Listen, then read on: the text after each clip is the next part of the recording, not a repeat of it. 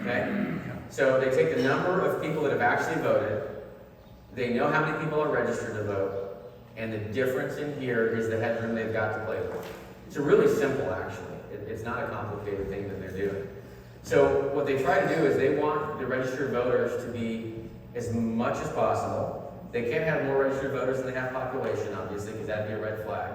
So what do? They increase the population as much as possible. Organically, by just bringing more people in. And they also want everyone to fill out the census. Remember that huge push to fill out the census? I couldn't figure out why they were going so crazy over filling out the census. And then, years ago also, I remember there was a big fight about people that weren't citizens were still able to fill out the census. In fact, the question, I think, that are you a citizen was removed. Right? Went to Supreme Court. So, now it all makes sense.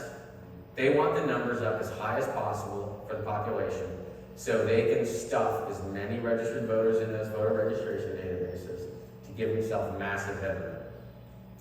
Then they have, also, they don't want us to actually go out and vote either.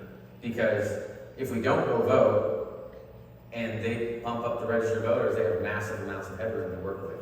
If they don't have enough headroom to work with, all of a sudden, they've got to put more votes in the system than there are registered voters. And that would throw up a red flag. And in some cases, that happened, right? Yeah, we saw that. They went over. They screwed up, right? Okay, so early voting. They love early voting. Why do they love early voting? Well, they've created a feedback loop.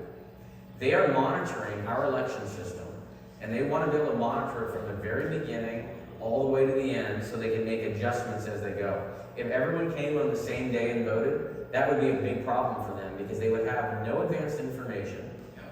They would be inundated with a whole bunch of data all at once. They'd have to make incredibly fast decisions, and they'd have to be very conservative in what they do because they could end up causing us to see some red flags.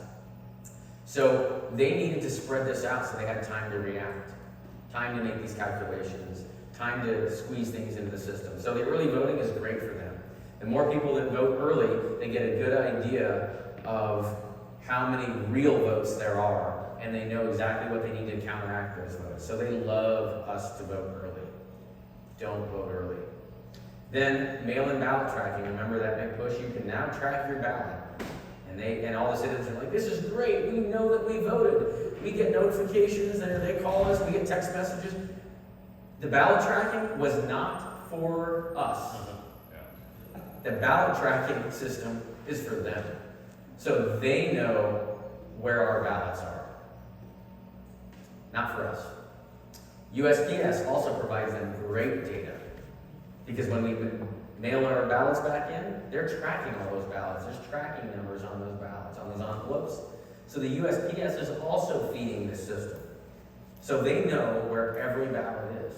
Again, not for us, for them. Then the electronic poll books, I went over that already. They know when you show up to vote. More input for them. They're able to make a very, very accurate profile of the entire election. And this is how they know results so early. They may not know the exact result, but they have a pretty darn good guess. These are not stupid people. So all this also helps if they cause a loss of confidence in the election system, in us. Because if we stop voting, well, they have more headroom. And then, what do they have at the end?